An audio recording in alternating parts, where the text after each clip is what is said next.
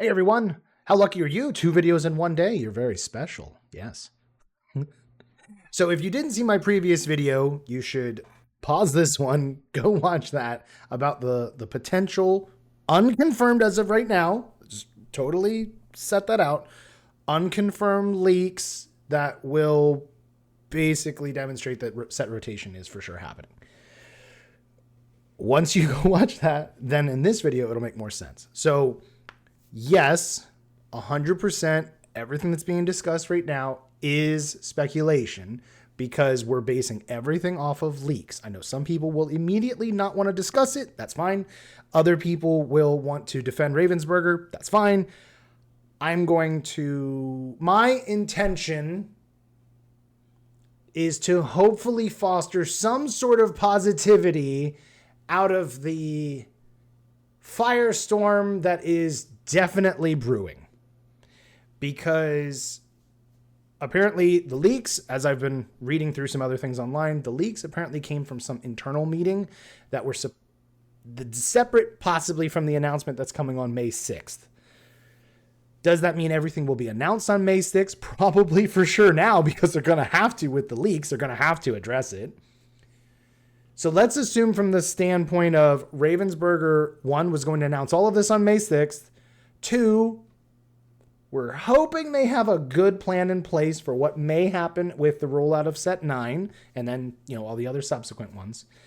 And this whole video, we're going to be discussing the entire idea of reprints. Okay.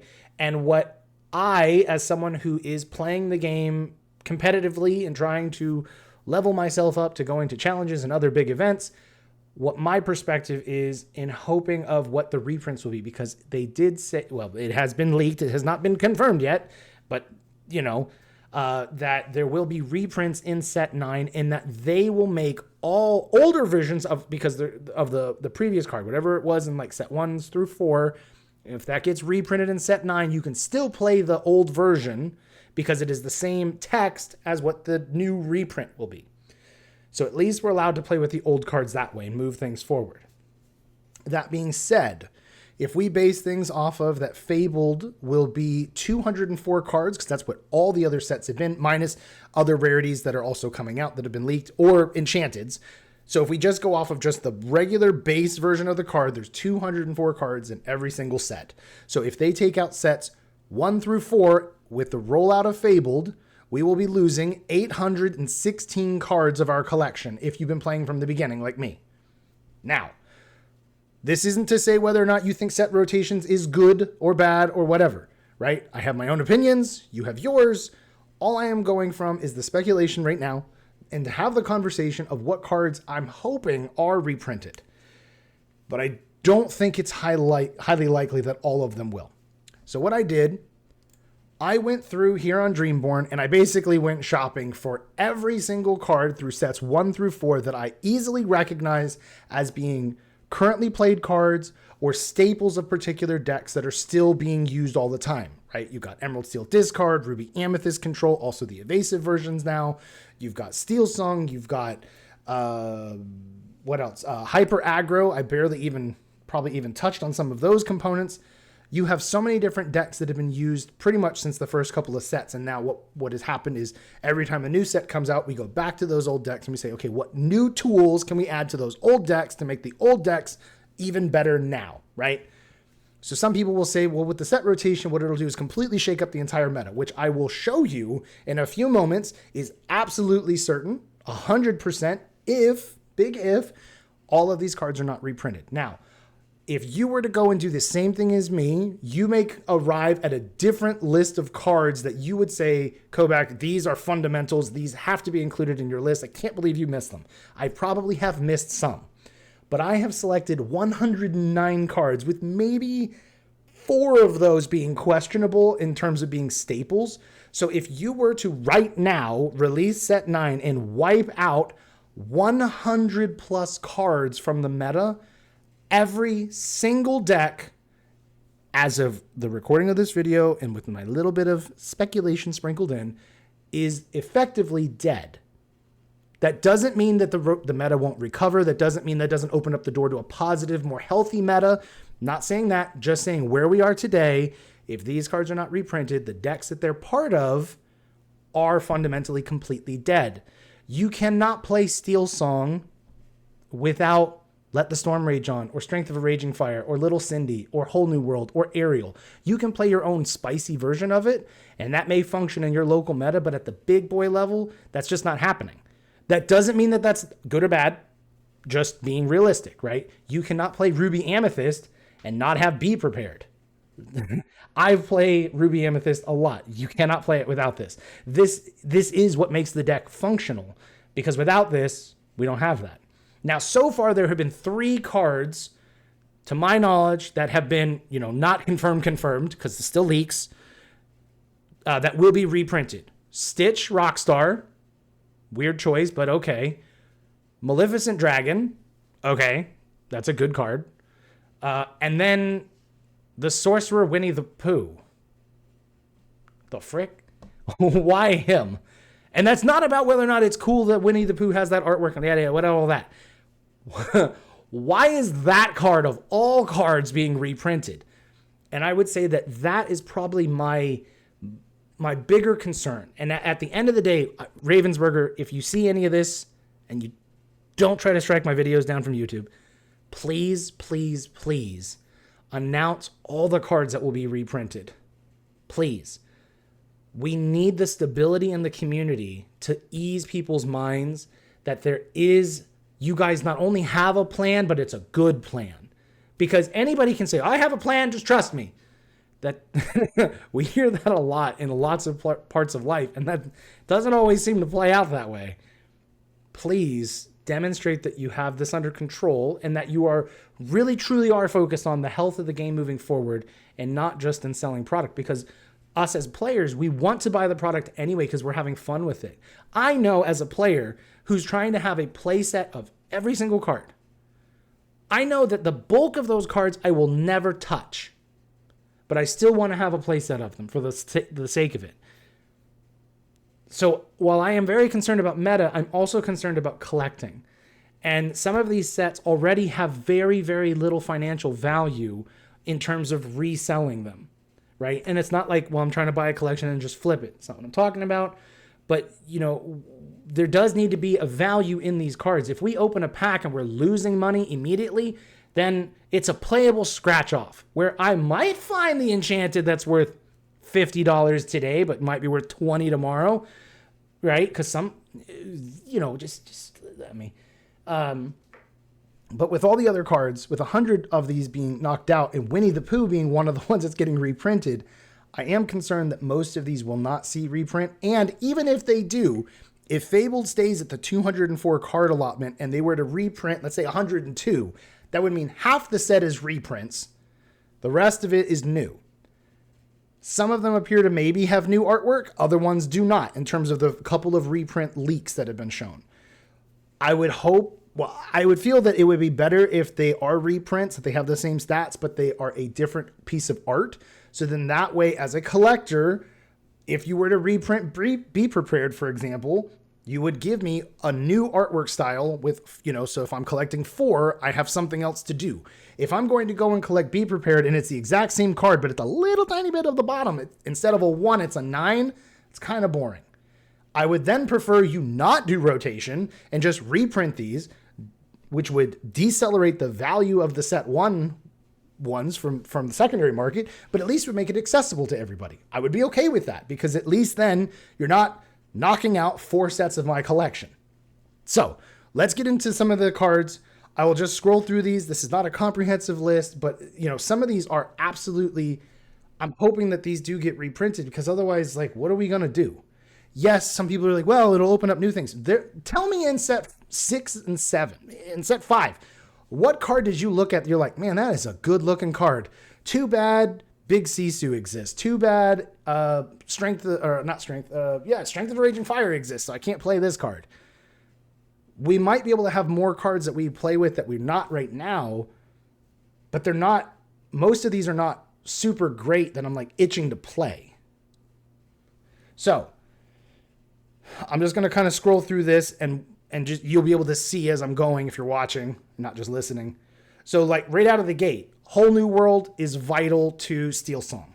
You could say, well, we get rid of it. It's not being played that much. Aerial, Be Prepared. Both of those are being played in 4-ofs, right? In most cases. Develop Your Brain has had a recurrence because of Maui Half Shark. So we're going to yank away a bunch of the actions that it's using. So Half Shark, not even super playable. Some people might be happy about that, but, it is a problem. Dragonfire is coming back, but not really in so much of a 4-of. Same with Elsa. Fishbone Quill, Fire the Cannons. Fishbone Quill is definitely used in ramp decks. Friends on the other side is a core piece. Every single Amethyst player, just about everyone you'll ever meet right now, if you were to go around the entire planet that has access to set 7, you're going to see that as a 4-of card. Flynn Rider was more one of the ones that I was kind of on the fringe of. Grab Your Sword is played a little bit lighter. Hades is now shooting up in value because Blurple is now dangerous, which then Let It Go is also part of that. Lilo and Maleficent, if you're doing Amethyst, Amber, Hyper Aggro, you need those. We already know Maleficent Dragon, well, we don't know, leaked. Maleficent Dragon would be reprinted. Maui is a huge piece, has been. He used to be very much of a 4-of, now he's 3, sometimes 2, but I would argue still a 3. Rapunzel, you can't right now.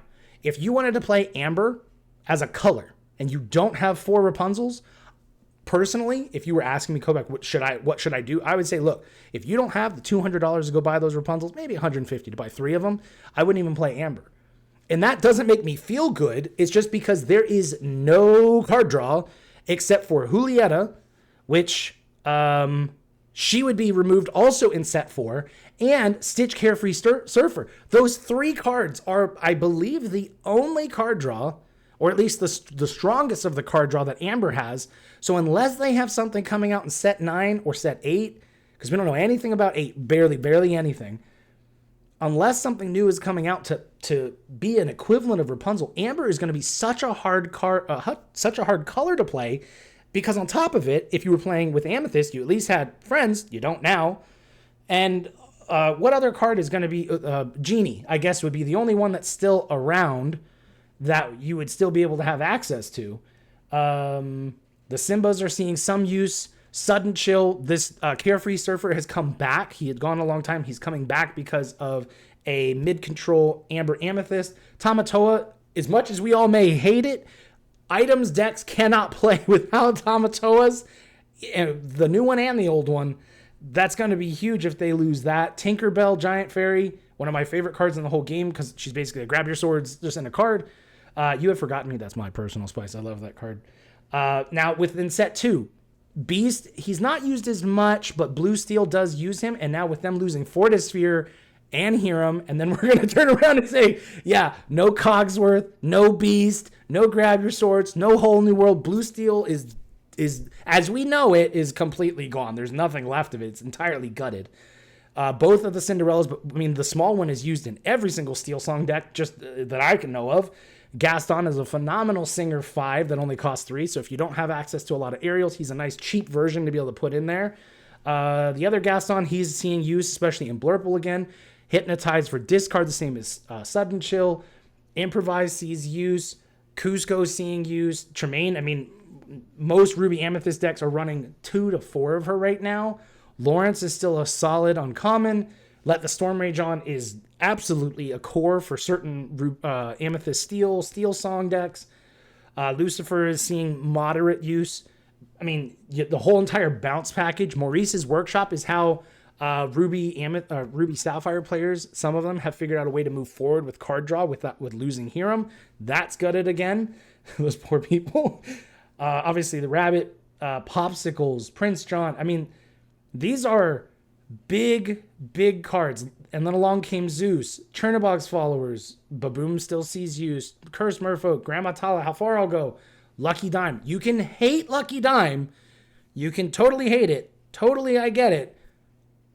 But a lot of stuff in set 3 is still getting just gone. Medusa, McDuck Manor. Again, probably if you hate Lucky Dime, you hate McDuck Manor. Morph, Mr. Smee, he's used everywhere. Pirate Piglet, the Robin Hoods. Different locations like Bayou. I just glanced right past those different locations. Like some of the best locations in the game are from set 3. Queen's Castle, the Ursulas. I mean, like, what does Emerald do to fight anybody, well, I guess you don't have to worry about Be Prepared unless that's reprinted. If they don't reprint Ursula, though, but they do reprint Be Prepared, unless there's a new equivalent for Emerald, I mean, because they'd also be losing Bare Necessities for other players, other decks, like Steel Song. Some of them play Bare Necessities. I do. I love it. But if they don't reprint Ursula and Bare Necessities, what do those two color combinations do to interfere with decks that are going to play other types of actions or locations or other non-stuff? I mean, even just to look at them. Because as we go into Ursula's return, Pirate's Life, a lot of people hate it. It's still getting used. Same with Bee King. Brawl is used. Like, what do we do as Ruby players without Brawl? Diablo, you can hate him. Totally, I get it. But Emerald players are dependent on being able to have that information of what's in your hand from Diablo and from Ursula. Super Goof is seeing a ton of use. Hidden Cove would still go with the discard. Emerald Steel. Ice Block doesn't see as much use, but I still think it's a really solid card that, you know, as much as people hate Sapphire Coil, at least Ice Block is dependable. The Magic Broom is vital for Amethyst players. You see Peter Pan is there to help deal with all this evasive stuff that's going on right now. He has just got his time to shine, and he's going to get all of set 8 to be cool, and then get out of here. He's going to be totally toasted. Pegasus, again, another answer for all of the evasive stuff, but I guess you won't need it if there's no Diablo. The whole entire Sisu line, that is...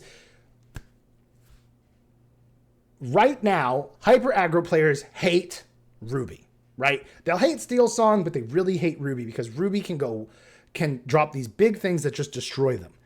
I would argue that the game would have much stronger presence of hyper aggro, which, if you don't know, hyper aggro is when you play a bunch of little critters and they quest for like 2 each, right? And they just quest and it's just over. If you didn't see Sisu, because a lot of people will complain about it, but Sisu holds those decks in check. I would argue that not too many players want to play a game of Lorcana that always consistently ends, or very likely consistently ends, on turn 5. I know I don't. When I've played hyper aggro, I don't really want that to be the trend to, like, for everyone to be like, well, I guess we're playing aggro now because it's the most vital, you know, the best winnable chance I've got. Muses has on and off had its time to shine, but, you know, it's still trying. And then end with like Vitalisphere, and we don't talk about Bruno. Now, like I said, these are not all the cards that you might pick. These are power cards. And if you were to pull out, let's say only half of these get reprinted, we have no idea what the meta will look like. And that may be good to you. You may be like, KoBaC, that's great. That's great. But I'm still concerned on the short term about people sticking with the game. I know that the TCG veterans are going to say, look, that's just how things are. They've been like that since Magic, since Pokemon. Yu-Gi-Oh players will disagree, but everyone else, the majority of other TCG players, will be like, look, this is going to be good for the meta. We'll start playing cards we've never touched before. I know that there would also be a number of people who would say, well, it would be better if we just had better cards. And I don't think the answer is to remove all of these, especially without telling us which ones will be reprinted, because for some people, this is their first TCG. They may be at a place where they're just started investing because they like the game and they finally saved up some money. We just had tax return season in the United States, or tax season, right? Where people got their returns. Maybe they started buying. You know, they didn't have money to buy 4 Rapunzels, but you know what? They went out now and went and bought them. Or they didn't have, you know, how many people do you know? I know there's quite a few that were like, oh, I want to play Blue Steel, or I want to play Ruby Sapphire. I'm going to go buy 4 Tamatoas. You can hate that deck and say that deck was toxic and banning Hiram and Fortisphere was good for the meta overall. But I think we should step back and still have empathy for the people who spent $150, $200 to build the deck for the pieces they didn't have, for them literally to be, you know, chopped at the knees immediately afterwards, and that got banned. And it completely interfered with their deck, and they spent that money, and now the Blue Steel and the Ruby Sapphire players that are just now moving past not having access to Hiram are now being told they're going to lose anything else in sets 1 through 4 in a couple months. That has got to be frustrating. That has to be frustrating. Because I know I like I mentioned in the last video, I went and bought the other half of the foils that I didn't have for my Ruby Amethyst. And you can say, KoBaC, that's a really privileged place to be. I've never had a foil deck in my life. I wanted to, splurge a little bit on myself and get something I thought would be cool. But I can promise I 100% wish that I didn't do it. 100%.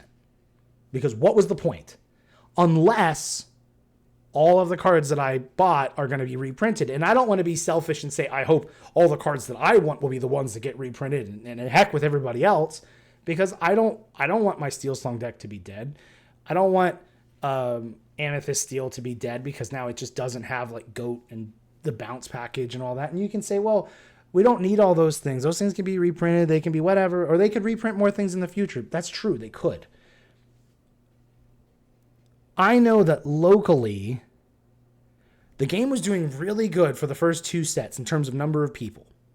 And then because product was hard to find and there was other things going on, attendance started dropping.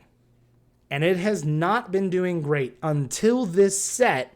Have we finally seen, locally for me, an upward trajectory on the number of people playing? And mind you, that is still a 12-person attendance is a huge night for any other groups that I'm in.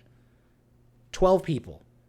But like One Piece and Magic, these games are turning in 30 people consistently every week.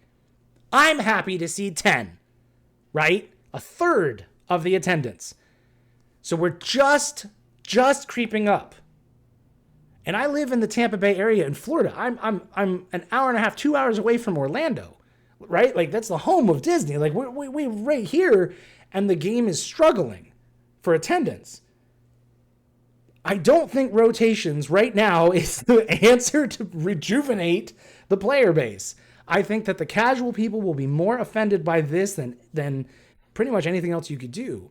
And if they also happen to be someone who was already reeling from the ban and now finding out that 4 sets of their stuff are going to be banned, yes, you can play Infinity, but most people won't, definitely not in the beginning. I'm going to lose literally half my collection if I don't buy anything from Fabled. Sets 1 through 4 look like they're going to be dropped is a really big thing to try to swallow for them. And I would understand their frustration.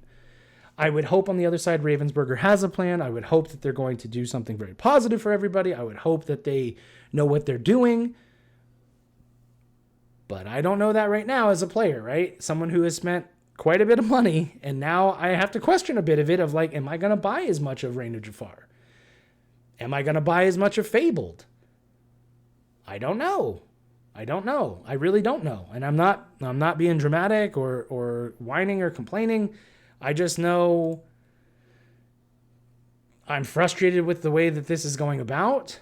Yes, I wouldn't have known about this if there wasn't leaks, but it wouldn't have been any better come May 6th if they were like, hey, have your collection, put it in a box and put it in the closet. That wouldn't make me feel good. I wouldn't be excited about that. And when we're missing a bunch of these big staples, like I don't know what I would even build. Like if you just said, sit down today and build a deck from sets 5 through 7, because we don't have access to 8. Build a deck from 5 through 7. Try to make something that you think is functioning. Because what you have to understand is that one of the biggest parts of this game is card draw. If I don't have cards going into my hand, I don't have a way forward. That's why we are still playing as Amethyst players Rabbit and then bouncing the Rabbit to keep getting cards. That's why we play Chernobog's Followers to help us get cards. Magic Broom, Friends on the other side. That's why Steel players play Whole New World or Beast. They need card draw. Diablo is the card draw engine for Emerald. With Prince John is also the card draw. The double singer Ursula is card draw. These are big components that when you take these away, unless you replace them, the game doesn't have very much card draw overall. Rapunzel is how Amber draws cards in almost all instances. It has to be combined with another color to make cards happen. There are certain color combinations that right now are very weak, like Sapphire, Amber, Emerald, Ruby. Those are weak color combinations because they're missing like Amethyst or they're missing Steel, right? So they're missing things that they need to help kind of kick it into gear and get it moving. So if we take away the card draw, it will definitely revitalize the meta, but will it do so in a way that's good for the future and the continuation of the game? I bought into this from the first set. I want to see the game continue.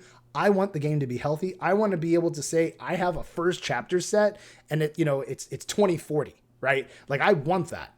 I do. Will I be playing in 2040? Don't know, but at least I'd like to be able to say that I have something, and I would like it to appreciate in value, because then that means the game is healthy and that there's desire in owning the older stuff.